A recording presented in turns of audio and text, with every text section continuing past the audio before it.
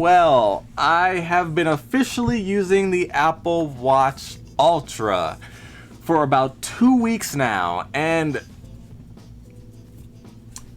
pretty much the same thing as when I first unboxed it. It's an Apple Watch with a bigger battery, a little bit nicer, bigger sized, brighter, always on display with night mode, and they have the siren and, you know, cool stuff.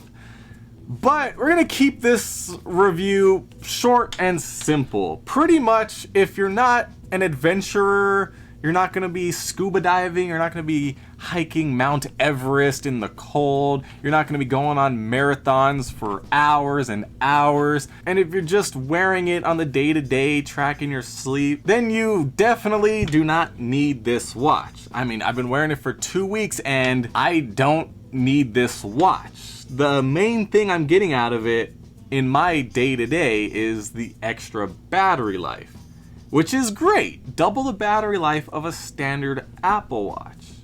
But for me, I don't use my watch to track my sleep. I mean, with this one I have been, and it's cool. But the problem lies in that I just don't like wearing my watch while I sleep, and every night I take it off, throw it on the charger. So the extra battery life for me doesn't matter. Now, if you happen to always track your sleep, maybe the extra cost, even if you don't need the other features and you just want extra battery life so you can wear this for days on end. Now, when I say days on end, you get about 3 to 4 days depending on your use. If you start, you know, tracking your workouts and stuff, obviously it's going to drain quicker.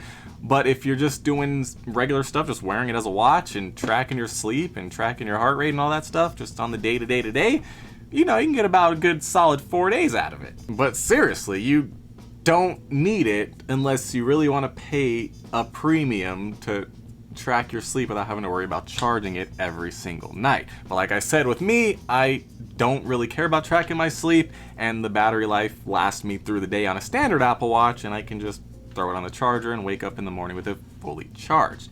And by the way, Apple Watches have pretty fast charging now, so throw it on the charger, about 30 minutes later you're good to go, and you can wear it to sleep if you want to anyways. Now, that being said, if you are an adventurer, to an extent, it's good. If you're doing super crazy marathons, you probably want to watch, which is weird because I actually never knew that there were marathons that lasted days on end and were like hundreds of miles, because in my mind, running 100 miles just drives me crazy. I would never, I mean, could I? I don't know. I don't think I could do it. Maybe if the weather was nice, I could do it. But if, you know, if it's hot, no. I can't even go walk around outside in 100 degrees without dying. So definitely not going to run a 100-mile marathon in the heat. I'll tell you that. Now, scuba diving. Obviously, I'm never going to be scuba diving ever in my entire life. Never going to hike Mount Everest. Never going to be going on super crazy adventures. I do go hiking from time to time. But, you know, it's a pretty simple hike. Go up there a couple hours, come back. You know, maybe go out in the wilderness, come back. But it's never for long, crazy amounts of time where I would need this watch that my other watch wouldn't be able to also do the same thing. Now, of course, if I get lost and need to have the siren, which is pretty cool if you get lost and need help, then I'll be missing that. But the amount of times that I've never actually needed to do that. But, you know, it's better to have it than not have it. But the thing is, I don't plan on going somewhere where I'm gonna get lost. Although, you don't usually plan to get lost, so keep that in mind. Now, as far as that siren goes,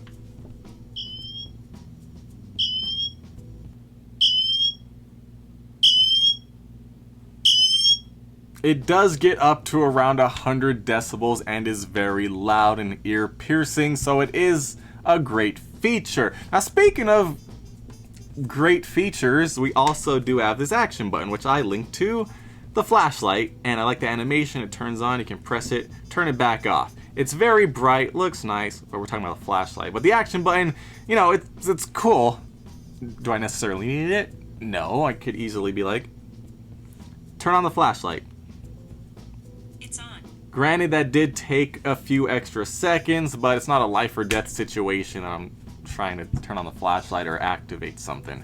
But you know, it definitely comes in handy and I like having that. Now we also do have night mode on our watch face. It does look pretty cool, but you know, never gonna use that in my personal experience. Side button, I see right there, I tried to press the side button, accidentally squeezed on this side as well and activated the flashlight. So one thing that I need to mention is the placement of these buttons. They're literally right across from each other. So I'm used to being able to put some force on the left side of the watch as I press the side button, but if you do that, it always takes the action button over the side button.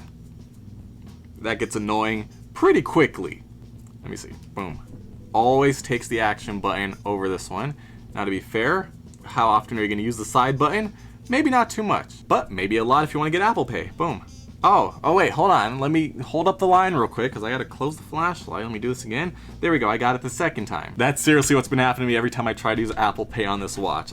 Whoops, I accidentally pressed the flashlight again. Let me close that down real quick. Okay, now I can hold it near the reader. Now I can pay. Good day, sir. Now, as far as the display goes, I love the display. I like the flat design, looks great. Where's that flat-sided, flat-faced Apple Watch we've been hearing about for the past, like, 3 years? I'm sure it's coming. They're working on it. It's just slowly. It's coming. Maybe next year. The display looks great. Great size. I would love this size display, this bright display on my stainless steel Apple Watch that I'm used to using. Granted, I do have some pretty small wrist, but you guys be the judge. I mean, even on my small wrist, this 49mm watch looks great.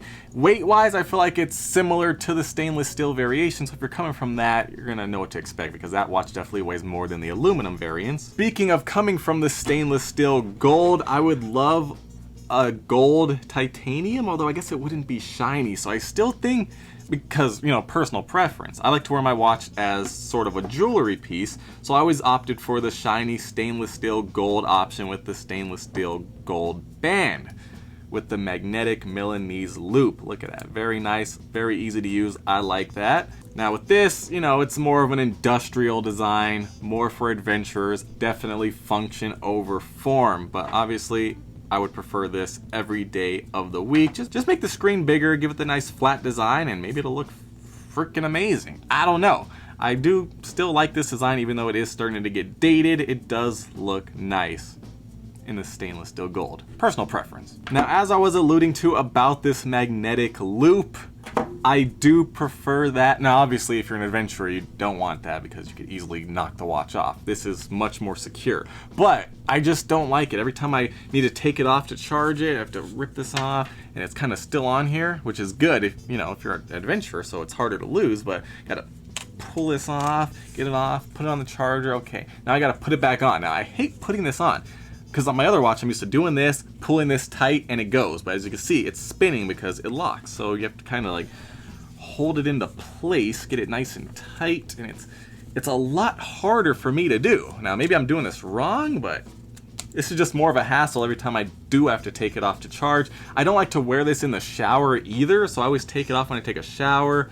So I have to take this off, so the extra battery life is, you know, kind of pointless for me, like I was saying. I don't even use it to sleep. Although I was, but, you know, in general day-to-day, I don't really want to wear this while I'm sleeping. But, you know, some people do. If you do, it's on you. If you want to take a shower with it, go ahead, I guess. But personally, I don't.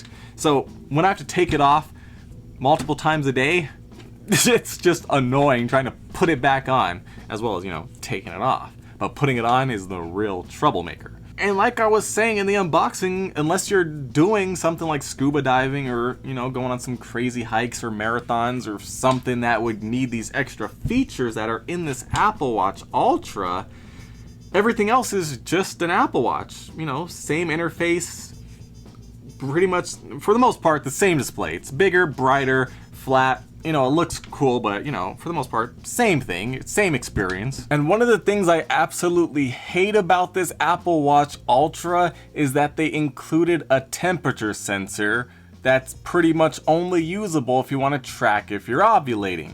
For some reason, there's no way for me to check if I have a fever, but at least I'll know if I'll be able to get pregnant in the coming days. Maybe they'll allow it in a future software update, but I'm not holding my breath. And really, I mean, it's just an Apple Watch.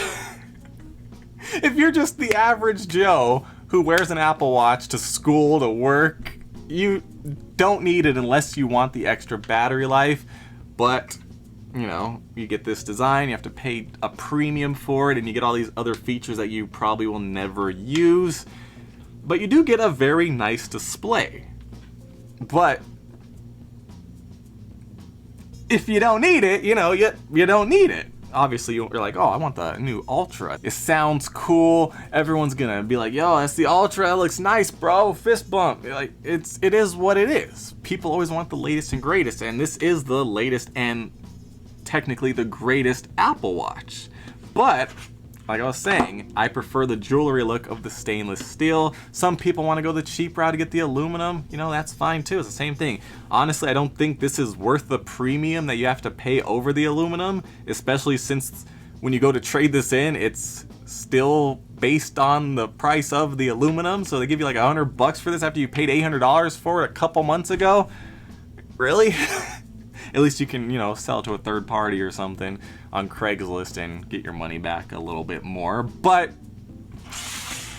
with this, at least you get extra features, bigger display. So that's why I chose the Ultra over this. But other than the big display, I'd rather have this. You don't need it unless you do adventures, but then at that point, depending on what you're doing, you might need something else, since you can only get a few days of battery life compared to some watches that get weeks and even months of battery life. And if you're doing marathons, you probably don't need a smartwatch. You just get one that is like a standard watch that could time you and do all that crazy stuff for years, maybe, with solar charging and simple watch stuff. So do you need it? It's up to you. You can get it if you want it. Personally, like I said, I don't need it. I don't even sleep with my watch on. So there goes the battery life that I was hoping I would like. And everything else that I use is the same on my other watch. And even though this one is about, what is it, 2 or 3 years old right now, it's, you know, still the same. Let me know if you need the Apple Watch Ultra. Let me know what you're doing with it. Let me know if you're just a Joe Schmoe who's just going to work with it and you don't do any adventures, but you're like, oh, I like the display. I like having the latest and greatest. So why not?